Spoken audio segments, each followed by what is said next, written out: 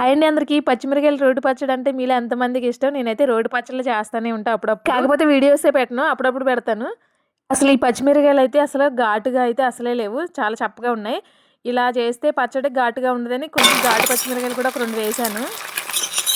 అసలు ఈ రోటి పచ్చళ్ళకి వచ్చిన టేస్ట్ దేనికి రాదేమో అనిపిస్తది. ఎన్ని కూరలు చేసినా సరే రోటి పచ్చడి టేస్టే వేరు. ఇప్పుడంటే మనం కొంచెం కొంచెం చేసి రోటి పచ్చడి పెట్టుకుంటున్నాం. అమ్మమ్మ వాళ్ళైతే ఒకేసారి మిరపకాయలన్నీ గూడా ఎంచక్కగా తొక్కులాగా తొక్కేసి ఒక జాడీలో పెట్టుకొని, అది మళ్ళీ తీసి ఎప్పుడు కావాలంటే అప్పుడు తాలింపు వేసుకొని తినేవాళ్ళు. టేస్ట్ అయితే చాలా బాగుండేది. ఇక కొంచెం ఈ వీడియో అయితే అటు ఇటుగానే ఉంటది. ఎందుకంటే సరిగ్గా రాలేదు. మా చిట్టి తల్లి తీసింది ఈ వీడియో. నేనే తీస్తానని ఏడ్చి మరీ తీసింది. సరేమని తీయమని చెప్పాను. అసలు తనకి ఫోన్ పట్టుకోవడమే సరిగ్గా రాదు. ఇంకా వీడియో అంటే కష్టమే కదా! పాపం పచ్చడి అయ్యే వరకు తీస్తానే ఉంది వీడియో. నన్నెప్పుడు వీడియో కూడా తీయనివని చెప్పి మరీ తీసుకుంది ఫోను. పర్లేదు, తనకు కుదిరినట్టే తీసింది. రోటి పచ్చడి చేసాము అంటే వేడి వేడి అన్నంలో వేసుకు తింటుంటే కాస్త కళ్ళంట నీళ్ళు రావాలి. కాకపోతే మా పచ్చడి అలా లేదనుకోండి. లావు పచ్చిమిరపకాయలతో పాటు సన్న పచ్చిమిరపకాయలు కూడా వేశాను. నేను వేసిన సన్న పచ్చిమిరపకాయలు కూడా ఘాటు తక్కువగానే ఉంది. అందుకే పచ్చడి కొంచెం చప్పగా ఉంది.